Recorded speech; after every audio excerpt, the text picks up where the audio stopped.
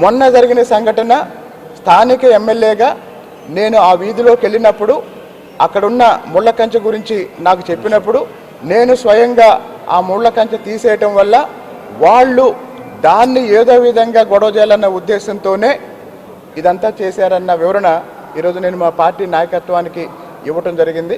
ఇదండి పరిస్థితి.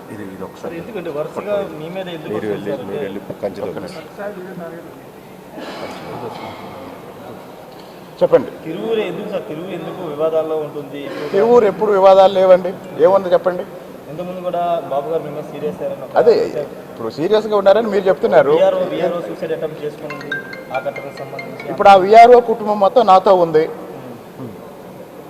ఇప్పుడు ఏ తుమ్మలపల్లి శ్రీనివాస్ గారు అయితే ఆ రోజు వచ్చి ఇక్కడికి వచ్చి కంప్లైంట్ చేశారు, ఆయన ఈరోజు అన్న ఆ రోజు తప్పు అర్థం చేసుకున్నాము, అపార్థం చేసుకున్నాము అని పూర్తిగా ఇప్పుడు నాతో కలిసి పనిచేస్తున్నారు, నాతో ఉన్నారు.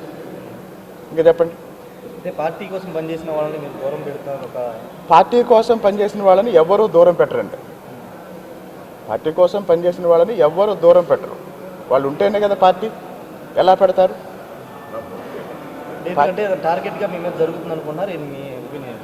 వాస్తవానికి అక్కడ జరిగేది వేరు, బయట సోషల్ మీడియాలో జరిగే ప్రచారం వేరండి.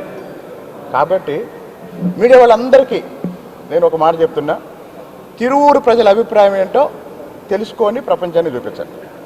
తిరువూరు ప్రజలు కొలిపూడి శ్రీనివాసరావు ఏమైనా తప్పు చేశాడంటే నేను ఒప్పుకుంటా. అన్నా గ్రామంలో కంచెలో ఇలాంటివి ఉన్నప్పుడు ఎమ్మెల్యే స్వయంగా వెళ్ళి పీకేస్తారా అని ఒక పాత్రికేయ మిత్రుడు అడుగుతున్నారు. ఆ రోజు మరణించిన ఒక మహిళ మరణిస్తే ఆ కుటుంబాన్ని పరామర్శించడానికి నేను వెళితే అనుకోకుండా పక్క ఇళ్ళ వాళ్ళు వచ్చి నా దృష్టికి తీసుకొచ్చినప్పుడు కంచేయటం ఏంటి పదండి అని నేను అక్కడికి వెళ్ళి 4 ఏళ్ల తర్వాత వెళ్ళి అక్కడ కంచె ఉండటం చూసి ఈ కంచె తీసేయండి అని చెప్పేసి నాతో పాటు ఉన్న వాళ్ళందరికీ చెప్పి నేను కూడా ఆ కంచె పీకాను. అది ఆ రోజు యాదృచ్ఛికంగా జరిగిన సంఘటన.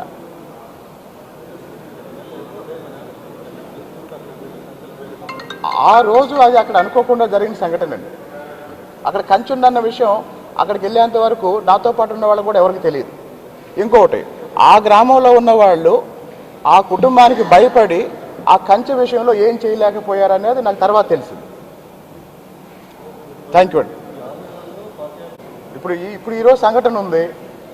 ప్రభుత్వం నిర్మించిన సిమెంట్ రోడ్డు మీద ఒక వైసీపీ వార్డు సభ్యులు వాళ్ళ కుటుంబం ఒక కంచె వేస్తే ఆ రోజు నేను వెళ్ళిన సందర్భంగా నా దృష్టికి తీసుకొస్తే నేను దాన్ని పీకేసేయడం వల్ల వాళ్ళు దాన్ని ఒక ఇష్యూ చేయడం కోసం అడావుడి చేయటం వల్ల ఏం జరిగిందని తెలుసుకోవడానికి మా పార్టీ నాయకత్వం ఈరోజు నన్ను పిలిపించింది. పదే రావటం లేదండి. పోనీ మీరే చెప్పండి, ఇందులో ఇష్యూ ఏమని చెప్పండి. సిమెంట్ రోడ్డు మీద, ప్రజల కోసం వేసిన సిమెంట్ రోడ్డు మీద ఒక కుటుంబం ముళ్ళ కంచేస్తే ఇప్పుడు మీరు అడిగారు ఎమ్మెల్యే పైన అదేనా అని. ఒకవేళ నిజంగా ప్రజలందరి కోసం వేసిన ఆ సిమెంట్ రోడ్డుని ఒక కుటుంబం ఆపేస్తే తీయాల్సిన బాధ్యత కూడా ఎమ్మెల్యేగా నా మీద ఉంది. ముళ్ళ కంచె తీయటం చట్టం ఎట్లా అవుతుందండి? ఇప్పుడు మనం దారిని వెళ్ళేటప్పుడు రోడ్డు మీద ముళ్ళు ఉంటే తీసి పక్కనేస్తాము. ముళ్ళు బదులు ముళ్ళ కంచె ఉంది ఇక్కడ. కాదన్న, ఇప్పుడు నేను మళ్ళీ చెప్తున్నా, నేను దారిని వెళ్ళేటప్పుడు ముళ్ళు కనపడితే నేను అక్కడ ఆగి అధికారులను పిలిచి ఆ ముళ్ళు తీపించే పరిస్థితి ఉండదు కదా. అది కూడా యాదృశ్చికంగా నేను ఆ వీధికి వెళ్ళినప్పుడు అది నా దృష్టికి తీసుకొచ్చారు. నేను నా పక్కనున్న వాళ్ళకి చెప్పాను, ఇట్లా వేయటం పద్ధతి కాదు, తీసేయండి అన్నాను. ఆ తీసేసే ప్రాసెస్లో మీరు ఆ ఫోటోలు కూడా చూస్తే నేను ఆ కంచెలో నుంచి వంగి దాటి వెళ్ళాను నేను. ఆ తర్వాత నాతో ఉన్న వాళ్ళు తీసేశారు. ఇంకోటి, అవతల కుటుంబం వైసీపీకి రాజకీయంగా ఆ ఊర్లో ముఖ్యమైన కుటుంబం కాబట్టి నేను ఉదాహరణ కూడా చెప్పాను. 2019 ఎన్నికల్లో తెలుగుదేశం అభ్యర్థిని వాళ్ళు రాళ్లదాడి చేసి జవహర్ గారి కారు పగలగొట్టారు. 2014లో స్వామిదాస్ గారి మీద దాడి చేస్తే స్వామిదాస్ గారి కారు కూడా దిక్కుండా వెళ్ళిపోయారు. 2013లో ఖమ్మంపాడులో అంటే దగ్గరలో ఉన్న గ్రామంలో బాబుగారి పర్యటనలో భాగంగా వీళ్ళు వాటర్ బాటిల్ వేశారు. సో నేను చెప్పేది ఏంటంటే అక్కడ పెద్ద ఇష్యూ ఏం జరగలేదు. ఒక వైసీపీ కుటుంబం వేసిన కంచెని నేను తొలగించాను. వాళ్ళు కూడా దాన్ని రాజకీయంగా తీసుకొని దాని మీద ఒక రాద్ధాంతం చేయడానికి ప్రయత్నం చేశారు. నిజంగా అక్కడ ఏదైనా జరిగిందేమో అనుకొని కొంతమంది దాన్ని నమ్మారు అన్న. కమిటీ మెంబర్లు ఆ రోజు ఏం జరిగిందని అడిగారు. నేనేం చేశానంటే అన్ని విషయాలు బ్రీఫ్గా చెప్తూనే ఆ రోజు ఏం జరిగింది అనేది నా అభిప్రాయం ఒక నోట్ రూపంలో ఇచ్చాను. ఒక పరామర్శకు వెళ్ళాను. ఆ పక్కకు ఇళ్ళ వాళ్ళు వచ్చి కంచె గురించి చెప్పారు.